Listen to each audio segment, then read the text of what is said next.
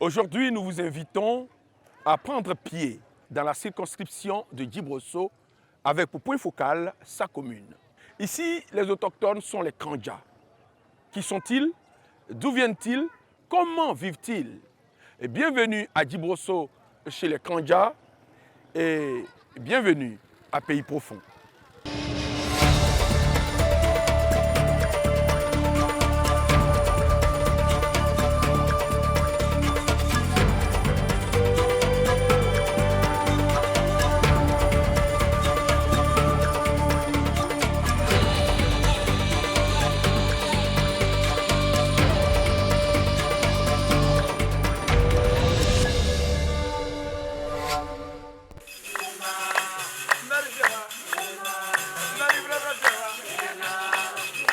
Abidjan-Séguéla, un voyage long et palpitant à la fois, qui nous permet pourtant d'apprécier au fil des paysages le riche patrimoine touristique et culturel de mon pays, la Côte d'Ivoire.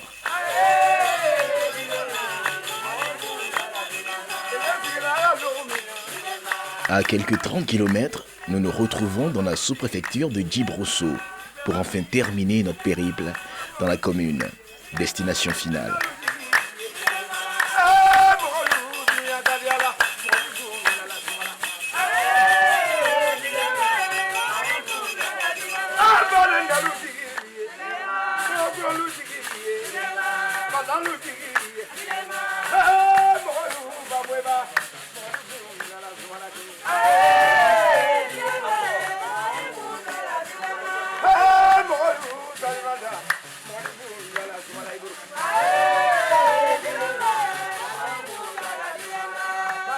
Djibrosso est une localité méconnue par beaucoup.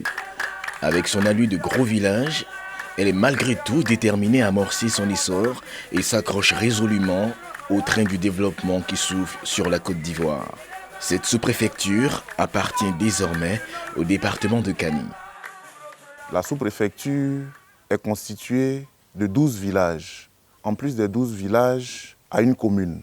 Cette commune est gérée ou dirigée par une femme, Madame Diomandé Salimata, qui est en réalité le 4e maire de Djibrosso depuis la création de la commune en 1995. Situé au nord-ouest, je vais dire, de Séguéla et à quelques encablures d'Odiéné, donc à la lisière entre Séguéla et Odiéné, donc qui fait partie du département de Kani, donc qui partage le département avec 3 autres sous-préfectures, la sous-préfecture de Morondo et Fadjadougou, qui font partie de notre circonscription en tant que circonscription électorale législative, mais dont le chef-lieu est le département donc de Kani. La commune de Djibrosso est située à l'équidistance de Séguéla de 115 km d'Odjéné, qui est composée de 4 villages. Il y a Koumara, il y a Djorofa, il y a Dabé, il y a Gorobadougou et Djibrosso elle-même qui fait 5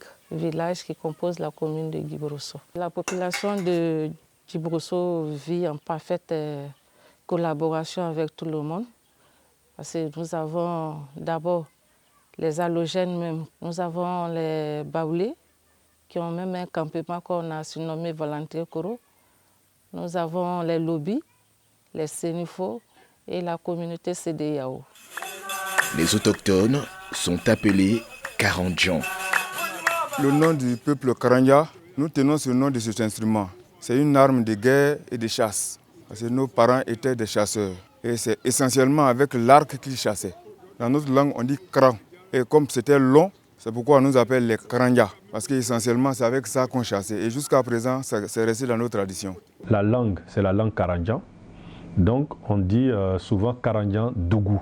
Donc, ça veut dire les villages de Karandjan. Un peuple cultivateur, principalement, donc qui se nourrit donc, de la terre, un peuple brave. La légende dit que c'était un peuple guerrier, donc d'où l'appellation Karandjan Dougou. Les habitants de Djibrosso sont quittés au Mali, précisément le village qu'on appelle Mandé, Mandé Nkaba. D'abord, le premier nom que le village portait, c'était Kafré.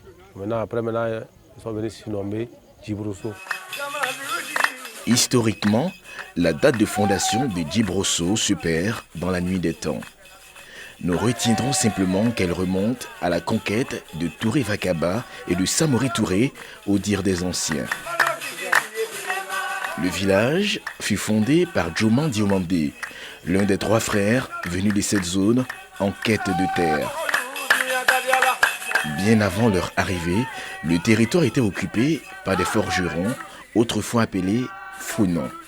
Ils repoussèrent ces derniers vers l'actuel village de Mourondo pour créer leur propre village, auquel ils donnèrent le nom de Cafélégué, qui devient par la suite Djibrosso, après le passage de Samori Touré. Djibrosso là, nous on appelle dans notre langue l'eau, c'est Dji. Il y a beaucoup d'eau ici. Djibrosso est assis à l'entourage de 7 rivières. C'est ce dernier qui, selon la tradition orale, aurait donné ce nom pour décrire le site de la confluence de plusieurs rivières. Cette description aboutit aux dénominations Dji, Bro et So, qui signifient eau, bras et village. Ce qui donne en malinké village des bras de l'eau. Ainsi naquit le village de Djibrosso. La population est repartie sur 12 villages et plusieurs campements étendus sur des cantons. La désignation des chefs de village se fait conformément au respect des us et coutumes. Le chef de village, c'est celui qui est sincère, honnête. Quand on voit les vieux, il regarde parmi ses enfants, c'est lui qu'on prend pour faire le chef de village. Mais tous ceux qui font là, c'est la même famille. C'est la famille Djomané qui fait ça ici. La commune de Djibrosso existe depuis 1985. Elle compte à ce jour 4 maires qui se sont succédés, dont Madame Salématé, qui est à ce jour la première dame élue à la tête de la commune. Au jour d'aujourd'hui, je suis un peu satisfaite parce que depuis notre accession à la mairie, avec le conseil municipal, nous avons aujourd'hui un groupe scolaire, 6 écoles dans les villages environnants. Mais nous attendons encore que l'État nous vienne en aide parce qu'il ne faut pas construire pour construire. On a besoin d'enseignants et encore plus de classes encore. Des autochtones baoulés, Lobi, Senoufo, respectivement originaires de Bouaké, Bouna, Bundiali et Korobo, y vivent, sans oublier les halogènes. Nous vivons en fait en harmonie avec les tuteurs, les Krangas. En tout cas, ils nous ont bien accueillis.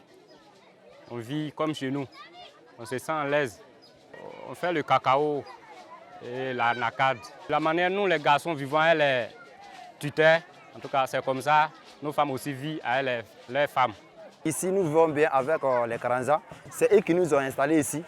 On va auprès des tuteurs, on les explique et aussi ils se souviennent de nos problèmes. Donc on vit ensemble comme ça. Il y a l'aide de nos frères qui a eu problème. Ce n'était pas facile. Mais de l'ensemble, comme il y a respect entre nous et les tuteurs, donc on s'est pardonné et puis c'est fini. Nous sommes en harmonie avec les Karanjas ici. Nous sommes basés sur la culture de coton, maïs, riz.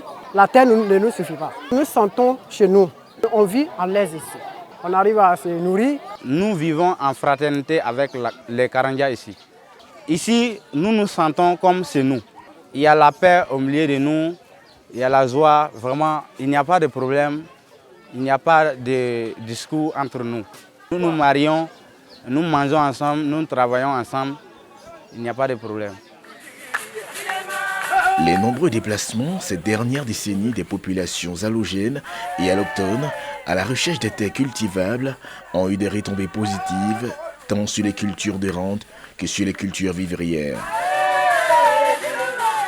Djibrosso a été le centre d'accueil de flux migratoires importants, aussi bien de populations allochtones qu'allogènes. Et comme j'ai coutume de le dire dans mes différents entretiens avec les populations de la localité, il n'y a pas de plus grande richesse que la richesse humaine, que le capital humain. Ces personnes donc qui sont arrivées avec des expertises en matière agricole pour booster et favoriser la production agricole tant au niveau des cultures de rente qu'au niveau des cultures vivrières. Nous travaillons à l'effet d'identifier exactement la quantité et la qualité des produits vivriers produits sur le sol de la sous-préfecture. La population est islamisée, mais il existe d'autres confessions religieuses dans la circonscription. 5 ministères sont représentés sur le territoire de cette sous-préfecture. Il s'agit bien entendu de la sous-préfecture elle-même et de ses bureaux que je dirige. Le siège de la sous-préfecture est défraîchi avec des locaux surannés, des plafonds en limbo, avec des matériaux de travail d'autrefois. Quand les hommes se sont installés, c'est les commodités qui permettent à ces derniers de demeurer des sédentaires et d'y trouver leur bonheur.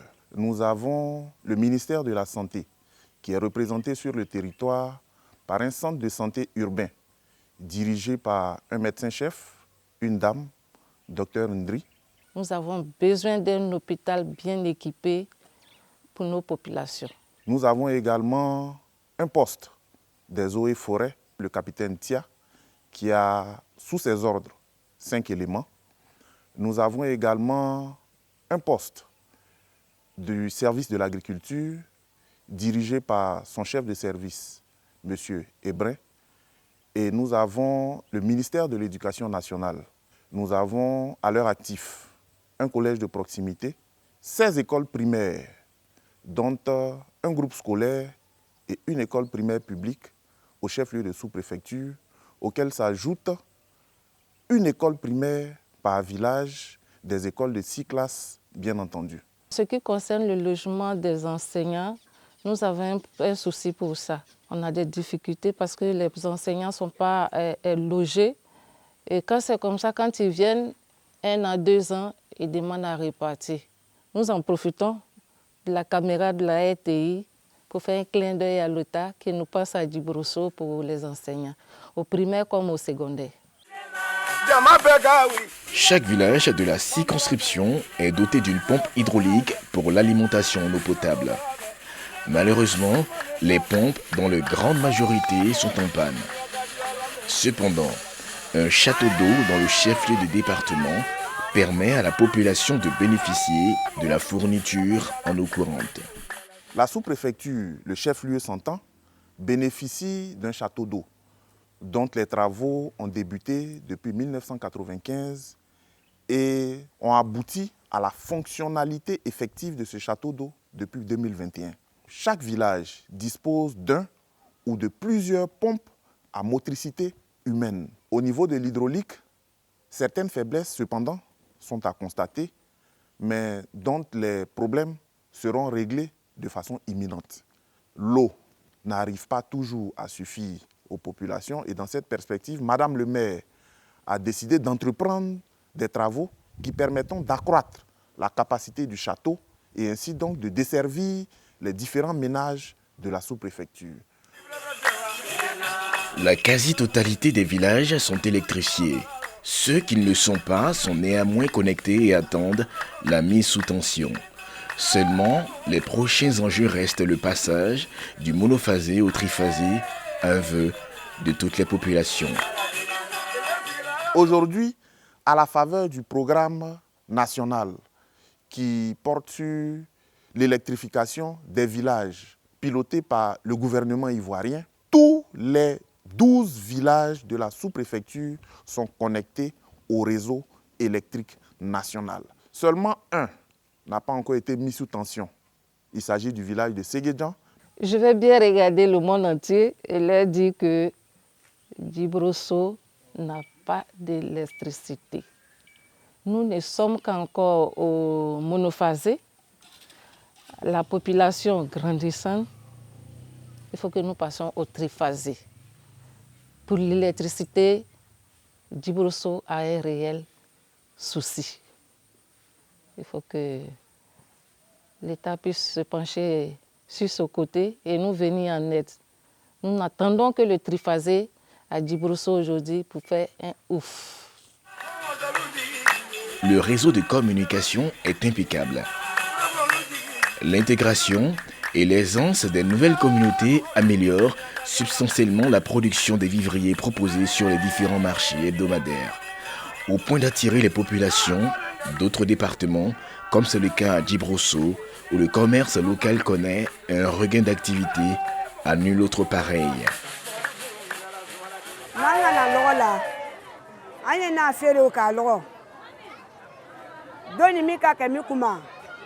Aye boani doni tu kono kana ando wa doni tauma dona fereke mais ni je dis ka bala lombe logo fe Djibrosso logo te je dis damai ani débrouiller ya lombe mais moyen le anzege ya donc ando fe yo gouvernement te anjeme madame Donik te anjeme ka kalanya nugu muso jeme.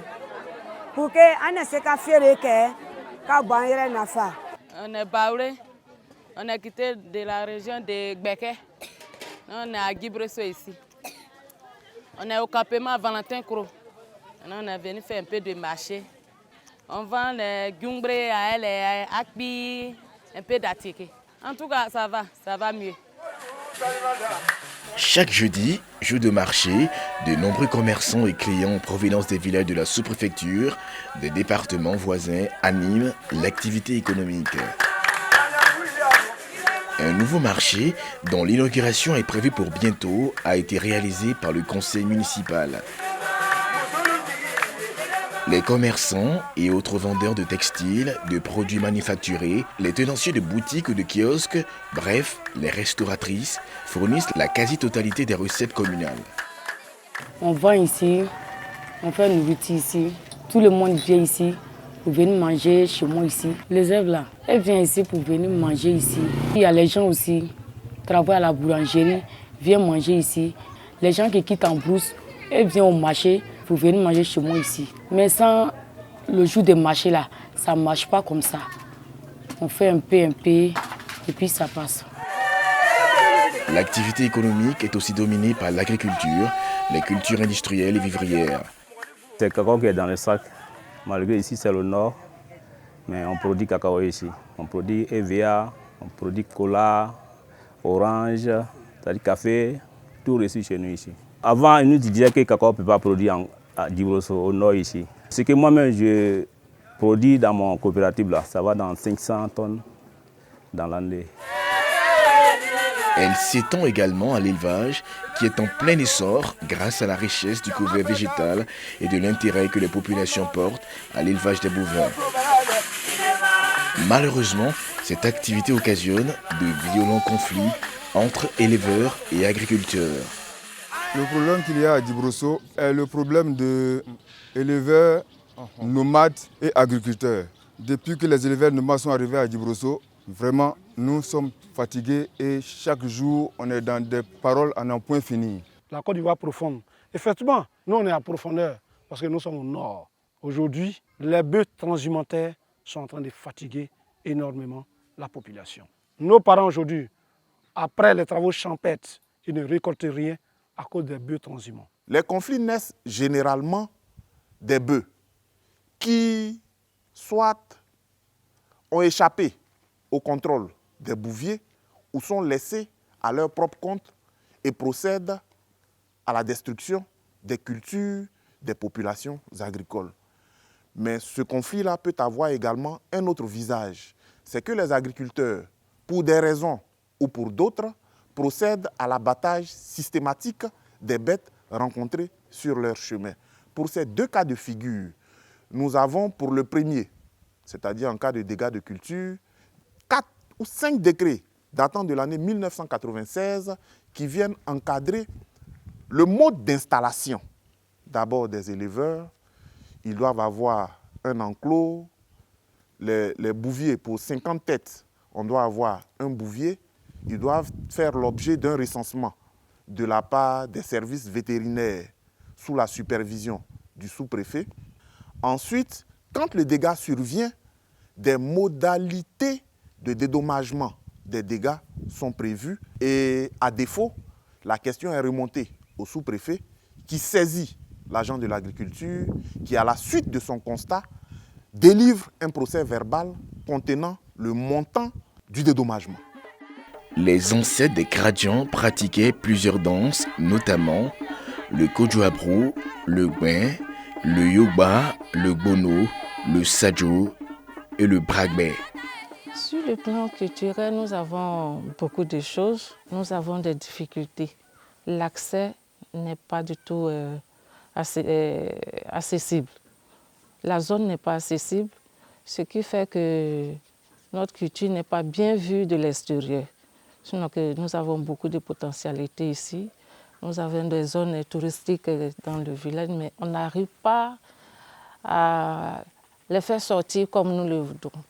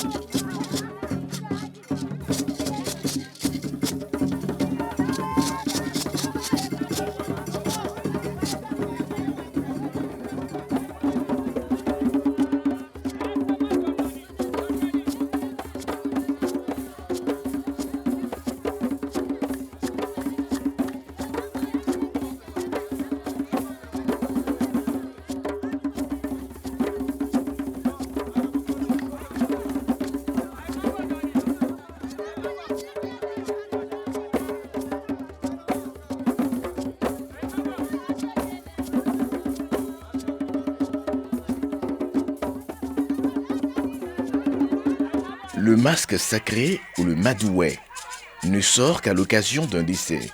Il est la femelle de l'échassier qui nous est plus familier parce que plus connu.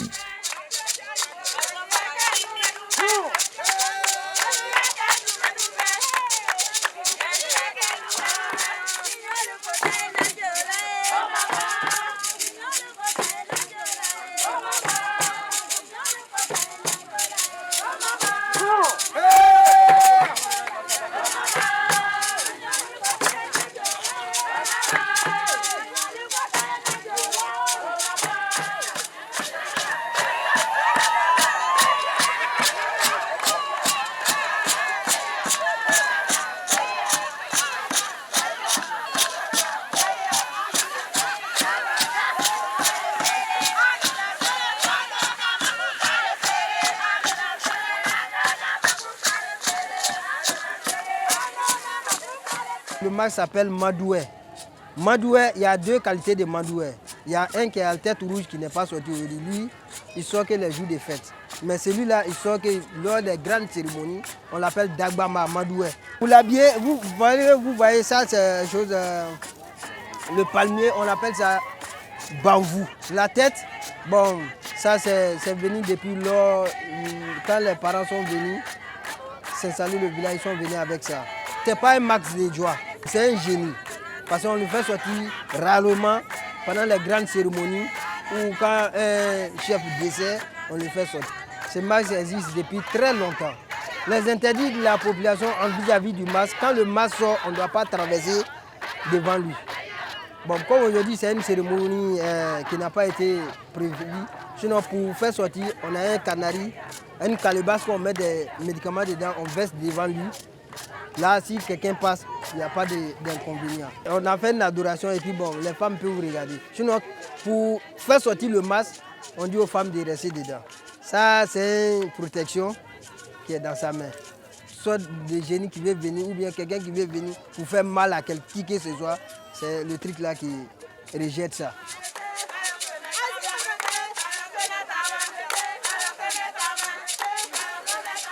L'échassier, qui est l'une des attractions culturelles très populaires à Djibrosso, se trouve également dans d'autres régions, comme pour traduire le lien culturel fort entre les peuples de Côte d'Ivoire.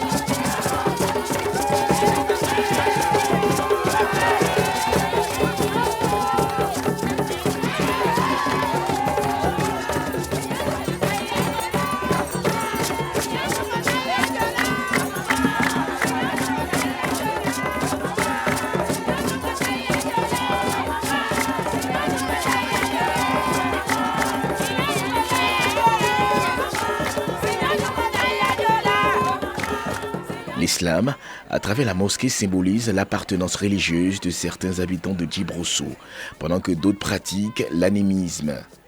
Un dépositaire vante les mérites de la case sacrée qu'il a héritée de ses aïeux. Cette case-là, depuis l'arrivée de nos descendants, c'est une case protecteur. Il y a des gens qui viennent, bon, moi j'ai besoin de tel truc. Si Dieu a fait que ça se réalise, mes rêves se sont réalisés, je vais venir pour vous adorer avec un mouton ou bien soit un bœuf. C'est la canne de mon arrière-grand-père. C'est lui qui faisait l'adoration de la case. Donc depuis lors, lui il est décédé, c'est resté avec mon papa. Bon, après la mort de mon papa, c'est moi qui fais l'adoration actuellement. La raison pour laquelle on m'a offert cette canne-là. Les interdits de la canne, ça ne doit pas toucher la saleté. Chaque lundi ou matin, avant de venir, je me lave propre et puis je la tiens pour venir. J'ai oublié que je ne me suis pas lavé propre et puis je tiens ça. C'est toujours la journée ne sera pas bien pour moi. Je tiens à informer tout le monde que tous ceux qui ont besoin de bonheur, s'entretenir, être quelque chose demain, peuvent venir pour venir demander des bénédictions auprès des grands-parents pour que demain ils soient ce qu'ils veulent être. Ce dôme granitique qui surplombe la forêt galerie de la commune est un lieu d'adoration de tout genre. Même la trace indélébile d'un python mystérieux est encore visible. Je pourrais appeler Python, Python allait venir. Au moment où on est déjà rentré dans la saison sèche, il pouvait pleuvoir aujourd'hui.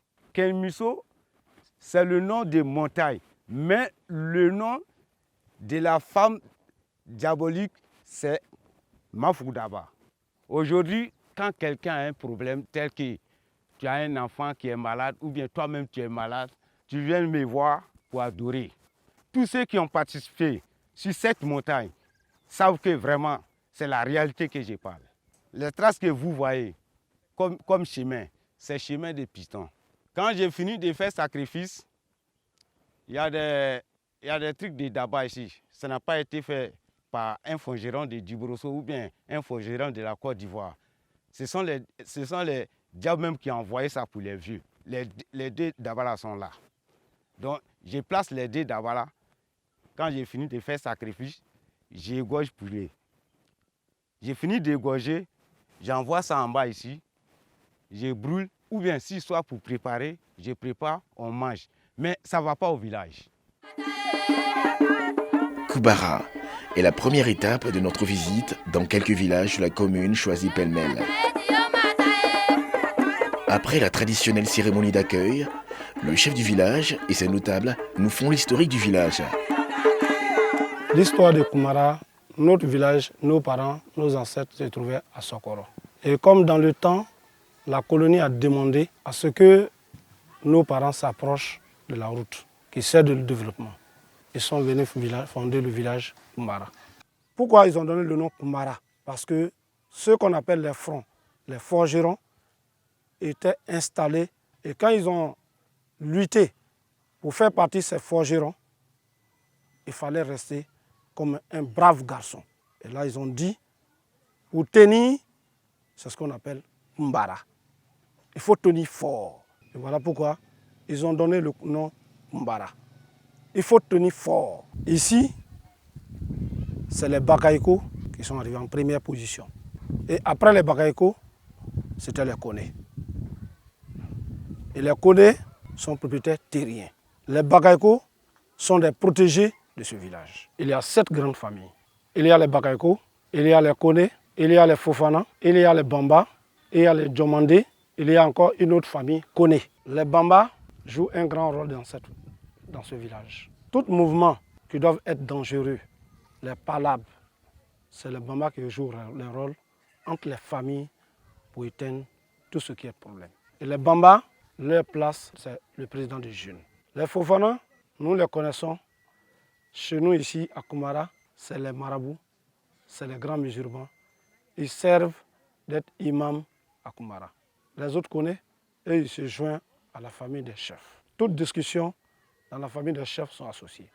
Il profite pour égrener un chapelet de doléances à l'endroit des autorités compétentes et de leurs cadres en fonction. Depuis hier, il n'y a pas de courant. Chez nous ici, nous sommes à monophasé. Nous avons de sérieux problèmes parce que nous n'avons pas de courant de triphasé. Nous n'avons pas de route. Nous avons besoin de route que doit faire Djiborosso, Borutou. Nos récoltes sont là. Souvent, quand on fixe le prix d'Abidjan, nos produits ne sont pas payés à ce prix ici. Il ne s'agit pas que la RTI vienne nous interroger, faire l'interview, et puis demain on n'a pas de résultats. Qu'on ait de bons résultats après l'interview. J'ai été nommé par ma population, par la commune, pour pouvoir suivre les enfants de 0 à 5 ans concernant les maladies, le palu, avec la diarrhée et plusieurs maladies des enfants de 0 à 5 ans que nous intervenons. En premier lieu, avant d'envoyer les 6, c'est des cas un peu très urgents, nous les référons à la santé. Nous souhaitons que vraiment l'État de Côte d'Ivoire vienne en aide pour qu'il y ait un dépôt de médicaments pour les premiers soins au niveau de la communauté. Il nous est permis de visiter, pour vous, une tombe sacrée et un lieu sacré, le Matengben, ou l'esprit de divination. C'est une tombe sainte qui dure depuis des millénaires, depuis le temps de nos ancêtres. Et ici, quand vous avez un besoin dans votre vie, vous venez sur la tombe sainte pour exaucer vos vœux. Dites au Saint-Père que si mes vœux sont exaucés, en retour, je viendrai vous offrir soit un mouton, un bœuf, un poulet. Et je pense que ça se passe depuis la nuit des temps, depuis nos parents jusqu'à nous, les enfants. Et c'est le monde entier qui y passe. Et cette tombe-là, le saint lui-même, son nom, c'est Namori Bakaïko. C'est toi, tu es dans la sorcellerie. On vient adorer ici. Si toi, tu n'es pas arrêté, il te tue. Le premier plan, voilà. C'est une vieille qui a retrouvé en brousse. Elle partait chercher les champignons. Quand elle a vu, elle a laissé. Elle a fait 2 pas. Elle allait retrouver encore devant. Elle a laissé encore. 4e fois, elle allait retrouver encore devant elle. C'est là maintenant, elle a pris. Elle est venue avec au village. C'est venu en termes de hygiène. Pour cela, elle a eu peur de la chose. C'est là maintenant, elle est venue montrer ça au vieux de la cour. Pour confier la cour au maintenant. Si toi tu fais du mal à quelqu'un dans la cour, il te fait du mal. Tu donnes cabri avec cola rouge, avec poulet rouge. On lui dit merci, c'est ce qu'il a fait pour nous. Ensuite, c'est là maintenant tout le monde a vu maintenant que ça peut rendre du bien à quelqu'un d'autre hors de la cour. Si toi tu vois aussi que vraiment les sorciers sont derrière toi, tu viens te confier à lui. Il y a d'autres mains qui quittent en France, dans les autres villes de la Côte d'Ivoire, qui viennent se confier à lui.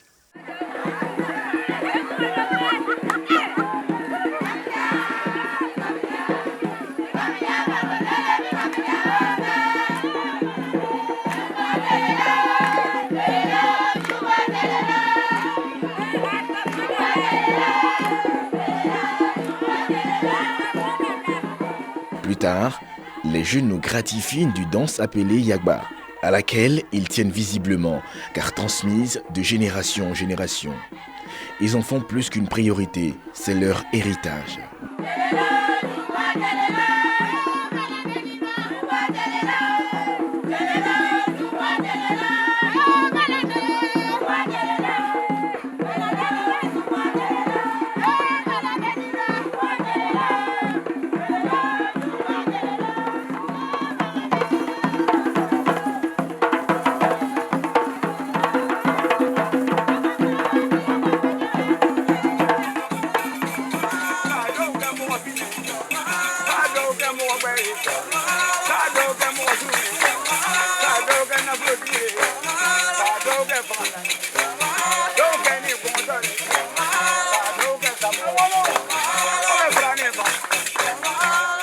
Cette danse s'appelle Zama. Elle a été créée, on n'est pas encore né, par les vieux. Ce sont les jeunes, les vieilles, les jeunes femmes, même les vieilles personnes qui savent danser cette danse.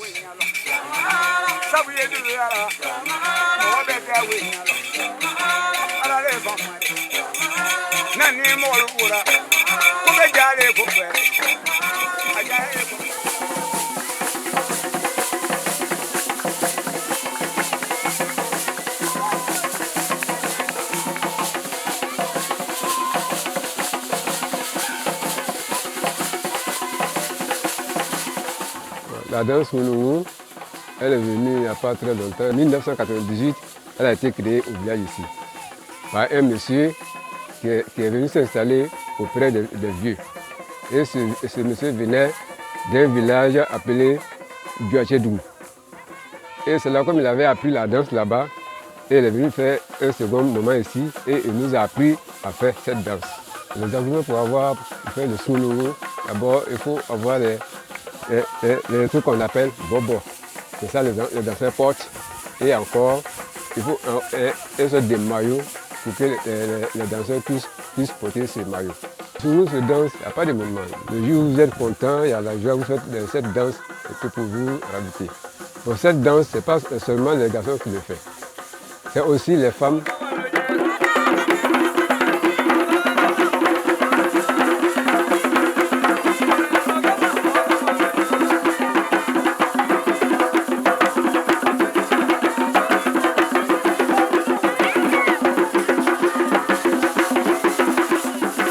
Borobadougou est la deuxième étape de notre périple.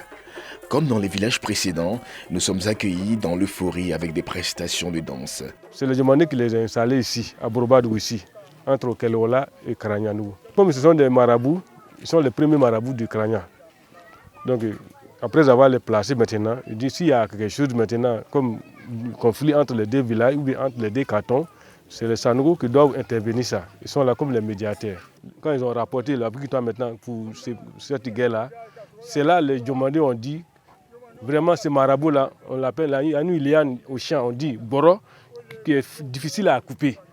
C'est là il a dit, vraiment ce monsieur-là, c'est une liane qui est difficile à couper, donc on va lui nommer Boro. Donc Boroba, ça veut dire Borobadougou. Voilà le nom de Borobadougou qui est venu.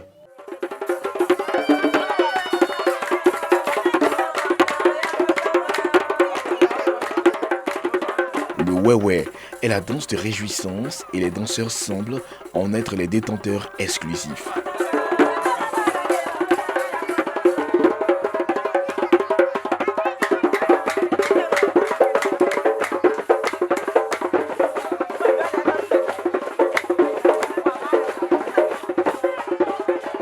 La danse que là ici aujourd'hui on appelle Wewe. La danse Wewe là, ça y est, c'est plus que 60 ans. C'est plus de 60 ans. Nous on est né pour nous trouver Wewe à Brobado aussi. C'est les hommes qui tapent tam-tam et les tambours, mais c'est les femmes qui chantent. Les hommes dansent, les femmes aussi peuvent danser. N'importe quel air qui nous permet de danser, on peut danser. On peut faire la nuit, on peut faire le matin, on peut faire le soir. Wewe n'a pas de totem.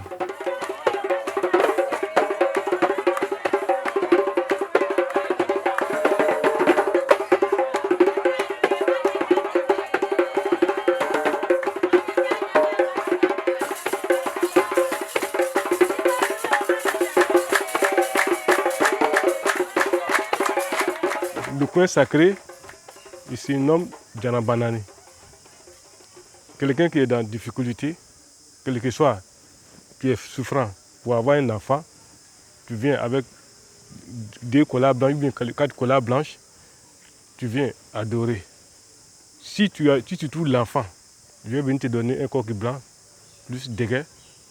Si ta femme trouve l'enfant maintenant, tu viens avec un coq blanc et dégueu et le nombre de colas que tu as dit, ce jour que tu as fait adoration.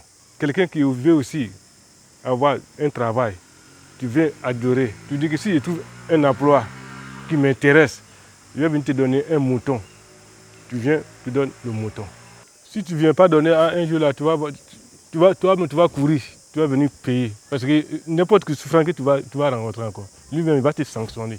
Un beau safari un peu mouvementé à cause de l'accès difficile des villages communaux. Mais cela mérite d'être vécu tout de même. Pour la diversité culturelle où l'islam semble prendre le pas sur les mythes et mystères de ce peuple méconnu. Le village de Djorofa est notre destination de la matinée. L'aspect géographique a compté d'abord. Les points d'eau, puis ils ont vu la situation du village ici, c'est bon à y vivre. Parce que nous, les parents étaient déjà des chasseurs et des planteurs. On fait de l'agriculture déjà. Donc ils ont vu que le coin est déjà propice. Donc voilà la raison qui nous a menés à nous installer ici. Djorofa, c'est la déformation de Djegefa. Djegefa qui veut dire en langue malinké, Djege, c'est-à-dire l'espoir, l'espérance. Donc c'est ça qui a été déformé pour devenir Djorofa. Sinon, en termes, on doit dire Djegefa. À Djorofa, il y a 2 Kabla. Le Kabla qui est formé d'une famille Djomandi et Traoré. Et l'autre Kabla, c'est formé de qu'on appelle le Karamogola.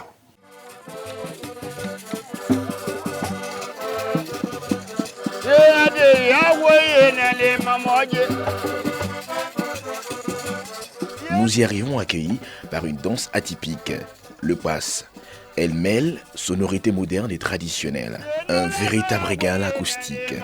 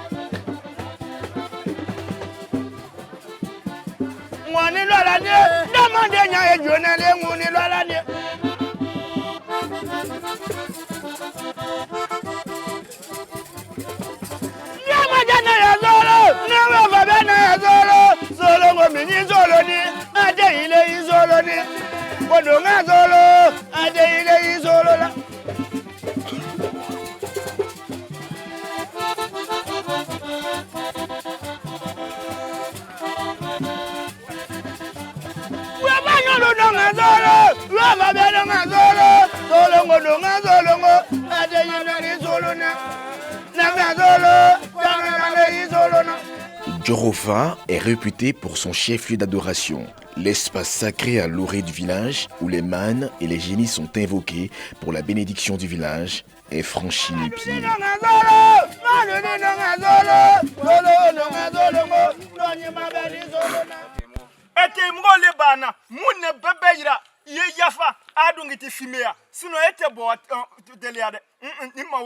Alibiosa kuye yafa shuka yafatri.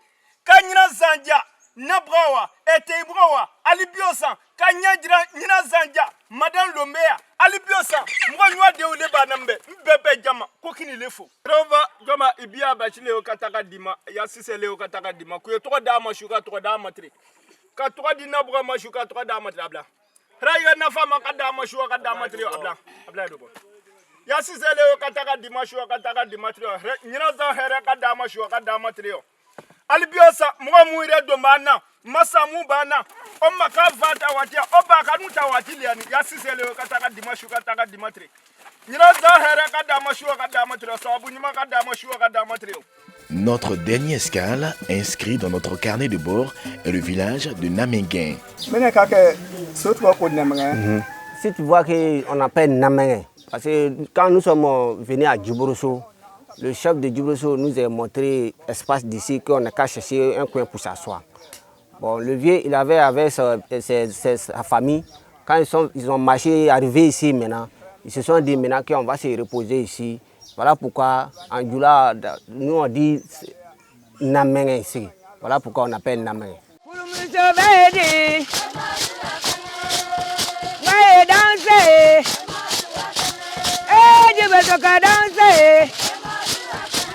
La danse Yabrani est une marque déposée pour les populations de Namenguin. Dans cette liesse populaire, la danse est exécutée par celles qui en ont l'art et la volonté.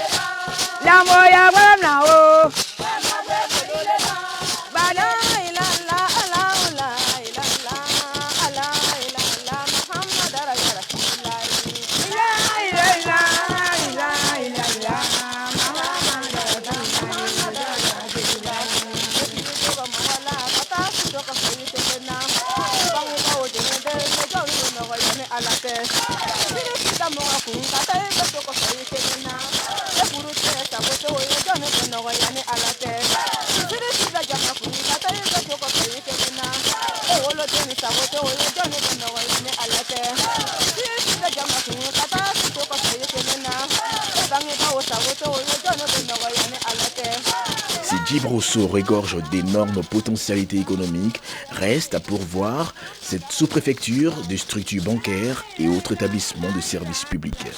C'est un véritable calvaire chaque fin de mois pour les fonctionnaires et agents de l'État affectés dans cette localité.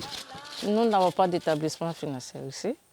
Les fonctionnaires qui y vivent, ils sont obligés chaque mois de se déplacer pour aller soit à Kani, Séguéla, d'autres même voir à Boaké ou à Abidjan. Vraiment, on a un souci. Malgré ses insuffisances et ses nombreuses attentes, la commune de Djibrosso vit de ses richesses agricoles et humaines. Le peuple kragna, c'est des travailleurs. Ils sont beaucoup dans l'agriculture. En ce qui concerne l'igname, le manioc, tout ce qui est du vivrier. Mais notre faiblesse ici à Djibrosso, nous ne savons pas comment évacuer ces produits. En quelque sorte, un grenier caché. Elle est l'une des communes qui a sans doute réussi le pari de la cohésion et du vivre ensemble à travers l'exemple des communautés allogènes et allochtones. Au cadre de Djibrosso, je leur demande où en arriver. Chacun de nous n'a qu'à marcher sous le pas. Surtout l'entente et la solidarité. On n'a qu'à regarder ailleurs. Nous sommes en retard. Tout le plan routier, on est en retard sur le plan sanitaire, on est en retard sur le plan électrification. L'État lui seul ne peut pas tout faire. Il faut nous les cadres de Djibrosso, on se donne la main pour qu'on va devant. Les cadres de Djibrosso se doivent de suivre ce modèle pour un développement participatif et inclusif de leur commune. Aujourd'hui, nous avons l'NK, RHDP, qui est l'Alliance Ngaradougou-Krendougou, qui regorge tous les cadres de Krendougou et du Ngaradougou. Alors, il faut dire que le député Kouna Baka Sidiki et Madame le maire Salimata Diomandé sont à l'initiative de cette structure-là, nationale. Et de temps à autre, nous nous asseyons pour se donner les idées à l'effet de développer le Ngaradougou et le Kéréandougou. Au-delà de nos divergences politiques, au-delà de nos divergences, même en matière de développement, de nos points de vue, même au niveau social, nous sommes des êtres humains, nous sommes des frères, nous sommes des sœurs. Et quand il s'agit de Djibrosso, nous pouvons quand même mettre de côté nos émotions personnelles pour mettre en avant l'intérêt donc de la sous-préfecture et du village. Nous avons une commune, nous devons aider cette commune-là dans le développement rural. Discrète, très active, Madame le maire nourrit tout de même de grandes ambitions pour sa commune. Djibrosso est une commune qui a besoin d'aide. L'eau, le courant, la route. Nous avons beaucoup de défaillances. Personne ne viendra faire Djibrosso pour nous. C'est nous, les fils même de Djibrosso, dans l'union, la cohésion et la fraternité que nous allons construire Djibrosso. Nous avons beaucoup de cadres. Voilà que tout dernièrement, nous avons initié un lotissement. Nous travaillons sur le triennal depuis 2018 à notre accession à la mairie de Djibrosso. Nous avions prévu 28 projets, mais aujourd'hui, nous avons réalisé 22. Je veux voir Djibrosso évoluer comme Boaké, Daloa, et ainsi de suite, comme Korogo. Monsieur le Président, Djibrosso, à 36 km du bitume qui passe aujourd'hui pour Bundiali, pour soulager un tant soit peu la population. Nos mamans, elles souffrent, surtout celles qui vont pour nous mettre au monde. Quand tu regardes les 36 km, souvent, certaines même n'arrivent même pas où elles doivent arriver. Certaines même perdent la vie en cours de route. Nous lançons un SOS pour les 36 km du bitume jusqu'à Djibrosso. C'est sûr que dans quelques années, ces projets se matérialiseront pour donner une meilleure allure à la commune de Djibrosso. Ici, la population souhaite un mieux-être pour avoir véritablement le développement sur tous les plans. Mais comme le dit Yodé Siro, le bonheur arrive. Il est certainement chez le voisin. On se donne un rendez-vous pour un autre numéro de Pays Profond. D'ici là, portez-vous bien.